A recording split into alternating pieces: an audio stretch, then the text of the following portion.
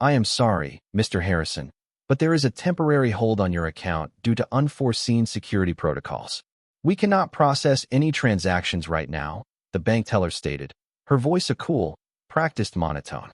Arthur Harrison, 78, a decorated combat veteran, gripped the edge of the counter. His small fixed pension had just been deposited. He needed it for his wife's urgent medication. "Unforeseen protocols for my pension. That is absurd."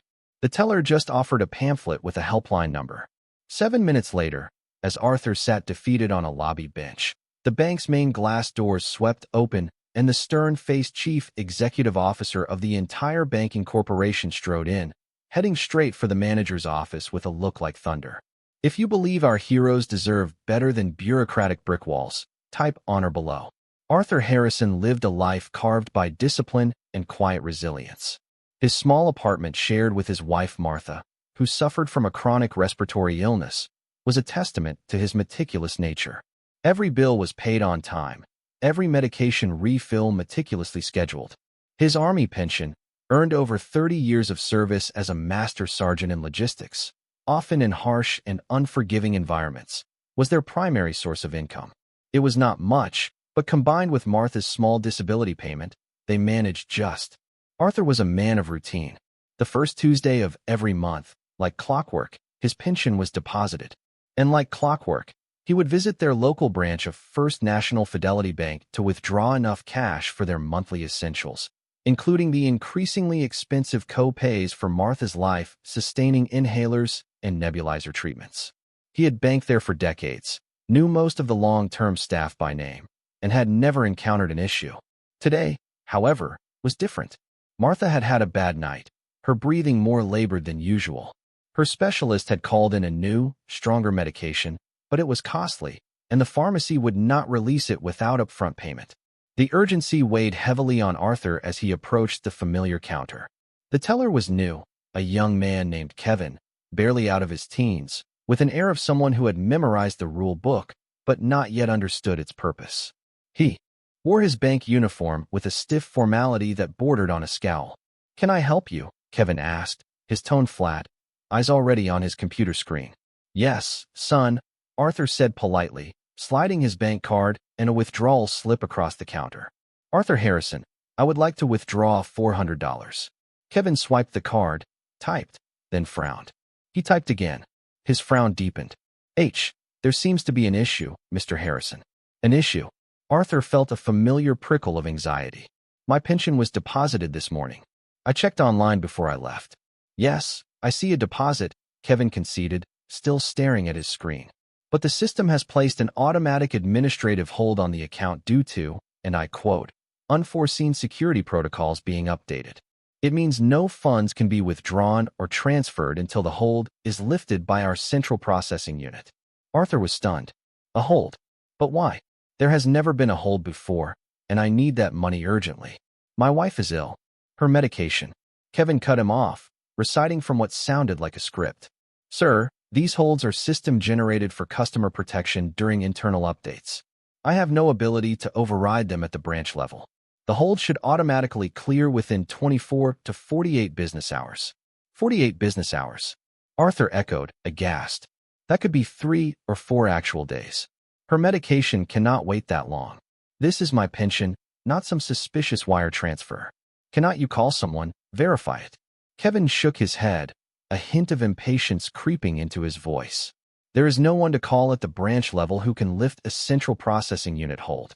It is all automated bank policy. He slid a generic bank pamphlet across the counter. You can try calling the customer service helpline number on this brochure, but they will likely tell you the same thing. Wait for the system to clear it. He turned his attention back to his screen, clearly considering the matter closed. Arthur felt a surge of helpless anger, quickly followed by a cold wave of despair. He looked at the teller's indifferent back, then at the glossy pamphlet, promising customer first service. The irony was bitter. He knew from past experience that the helpline would be a labyrinth of automated menus and unhelpful agents reading from the same script. He thought of Martha, her labored breathing, the worry in her eyes. He could not go home empty-handed. "Son," Arthur tried one last time, his voice quiet but firm. "This is not just an inconvenience. This is a critical medical situation. Is there no manager, no one with any authority who can apply common sense here? Kevin sighed, turning back with an expression of put upon martyrdom. The branch manager, Miss Evans, is in a regional meeting all day, and even if she were here, she cannot override a central processing unit security hold. It is above her pay grade. It is policy. He emphasized the word policy as if it were an unassailable law of nature. Defeated, Arthur picked up the useless pamphlet. He knew when he was beaten by a system designed to be inflexible. I see, he said, his voice heavy. He stepped away from the counter, moving towards the customer seating area near the bank's entrance. He needed to think, to figure out another plan, though his mind felt numb. He sat down heavily on a plush lobby chair, the weight of the world seeming to settle on his shoulders. He took out his old reliable cell phone. He was not going to call the bank's helpline. He remembered a different number, one he had not used in over a decade. It was a direct line to a very specific person high up in the bank's corporate structure, someone he had served with briefly during a special assignment liaison with civilian financial institutions during a national emergency exercise.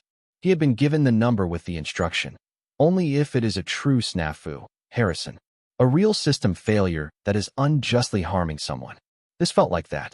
He found the contact. J. Sterling, Corporate Headquarters, Omega Priority. He hesitated for only a moment, then dialed. The call was answered on the first ring, not by an assistant, but by the man himself. Sterling. The voice was crisp, powerful, accustomed to command. Mr. Sterling, sir, this is Arthur Harrison. Master Sergeant Harrison, retired. We served together briefly on the Crimson Eagle exercise financial liaison team. A beat of silence, then, Harrison. Good God, man. That was 15 years ago. How are you? What can I do for you? You would not be calling this line unless it was serious. Arthur quickly, factually explained the situation. His pension, Martha's urgent medication, the account frozen by unforeseen security protocols, the teller's and implied manager's inability or unwillingness to help at the branch level, the 24 to 48-hour wait. He named the bank branch. As he spoke, he could hear the faint but rapid clicking of a keyboard on Sterling's end. Central processing unit hold on a verified pension deposit, you say? Sterling's voice had gone cold, flinty. Branch refusing to escalate for a medical emergency involving a veteran. Unacceptable. Arthur, are you still at that branch? Yes, sir. In the lobby. Stay there. Do not move. I am looking at your account activity remotely right now. This central processing unit security hold is a misapplied flag, likely from a new software patch rolled out last night, without proper testing on pension disbursements. It should never have frozen your funds. Sterling's voice was tight, with controlled fury. I am approximately 7 minutes from that branch by car. I am en route. This will be rectified personally. The line went dead. Arthur sat there stunned by the immediacy and authority of the response. James Sterling was not just someone high up. He was, Arthur now vaguely recalled from a business journal Martha used to read, the current chief executive officer of First National Fidelity Bank's entire parent corporation. He had just called the chief executive officer about a teller. He waited, a strange mix of apprehension and relief washing over him. 5 minutes passed, then 6. The bank continued its quiet hum of lunchtime business, tellers serving customers, loan officers in their glass offices. Kevin, the teller, occasionally glanced over at Arthur with a smug, pitying look, likely assuming the old man was still trying to get through to the frustrating helpline. Precisely 7 minutes after the call ended, the main glass doors of First National Fidelity Bank slid open with an almost theatrical whoosh. James Sterling, Chief Executive Officer of Fidelity Corporation Holdings, strode in. He was in his late 50s, impeccably dressed in a tailored dark suit, his expression like a thundercloud. He moved with an athletic urgency, his eyes sweeping the lobby, ignoring the startled looks from staff and customers. He spotted Arthur on the bench and headed directly towards him, bypassing the teller line and the manager's empty office. Two equally stern-looking individuals, likely his executive assistant and head of security, followed a pace behind. Arthur, Sterling said, his voice a low growl of controlled anger as he reached him, extending a hand. It is good to see you, though I am incandescent with rage that it is under these circumstances. He shook Arthur's hand firmly. This will be fixed. He then turned, his gaze sweeping the teller line until it landed on Kevin, who was staring, mouth agape, at the sudden appearance of the man whose portrait hung in every branch as the chairman and chief executive officer. "You," Sterling pointed at Kevin. "Teller, get your branch manager out here now, and you come with me." He did not wait for a response, striding towards the manager's office, expecting Kevin to follow. Kevin, looking terrified, scrambled after him. Sterling threw open the door to Miss Evans's empty office, then turned back to the now crowded lobby entrance where Miss Evans, the branch manager, was just returning from her lunch, looking confused by the commotion. "Miss Evans," Sterling's voice boomed, cutting through the sudden hush that had fallen over the bank. "Your office now, and bring Mr. Harrison's account file." Miss Evans, recognizing the chief executive officer instantly, paled visibly and rushed towards her office, nearly tripping over herself.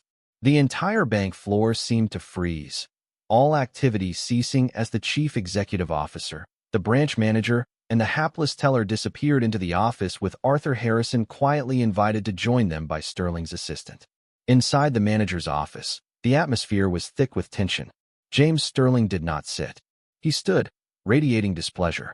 "Miss Evans, teller Kevin," he began, his voice dangerously calm. "I have just been informed by Master Sergeant Arthur Harrison, a decorated veteran of this nation and a loyal customer of this bank for over 40 years, that his federally dispersed Army pension was frozen this morning due to a central processing unit security hold, and he was denied access to funds needed for his wife's critical medication. He was told it would take 24 to 48 business hours to resolve. Is this an accurate summary?" Miss Evans stammered. "Mr. Sterling, sir, there was a system flag. Our policy for such holds." "Your policy," Sterling interrupted, his voice like ice, "is to serve your customers, especially our veterans, with diligence and respect, not to hide behind misapplied automated flags. When a man's wife's health is on the line, your system had a glitch. Your staff had a catastrophic failure of judgment and compassion." He turned to Kevin. "Did you make any attempt to escalate this? Did you attempt a manual override verification with our Central Veteran Accounts Liaison as per Directive 7 Alpha regarding pension deposits?" Kevin shook his head miserably. "I did not know about Directive 7 Alpha, sir." "Then you are inadequately trained," Sterling snapped. He looked at Miss Evans. "And you, madam, are inadequately supervising your staff if they are unaware of critical protocols designed to prevent exactly this kind of disgraceful situation." He pulled out his own corporate secure phone, dialed a number, and barked. "Information Technology Security, Sterling speaking. Lift Central Processing Unit, hold on account ending 4281. Harrison A. Effective immediately. Flag it for priority system diagnostic, and give me a report on why this pension disbursement triggered a false positive.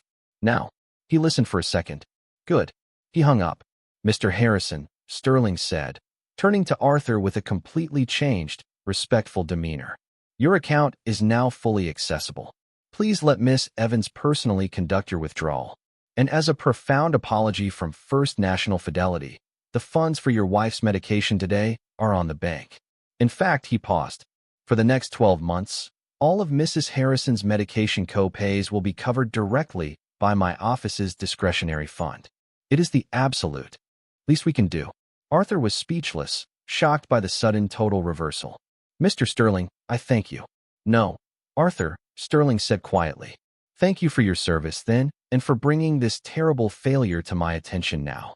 He then turned back to Miss Evans and Kevin, his expression once again like stone. "As for you two, my head of human resources and regional operations will be contacting you before the end of the day. Expect serious retraining and a deep review of your suitability for customer service roles. This bank will not mistreat its veterans." The rest of the day at that First National Fidelity Bank branch was unlike any other. Miss Evans personally and very respectfully processed Arthur's withdrawal and ensured the funds for Martha's medication were correctly taken from the Chief Executive Officer's fund. Kevin the teller was sent home for checking. Word of the Chief Executive Officer's dramatic unannounced visit and the reason for it spread like fire through the branch, then the region, then the entire corporation. James Sterling, before leaving, made a brief unannounced speech to the remaining branch staff. His message clear: "Our systems are there to support our thinking and our service to customers, not replace them. and our veteran customers will be treated with the highest priority and respect always. Failure to do so will have quick and strong consequences.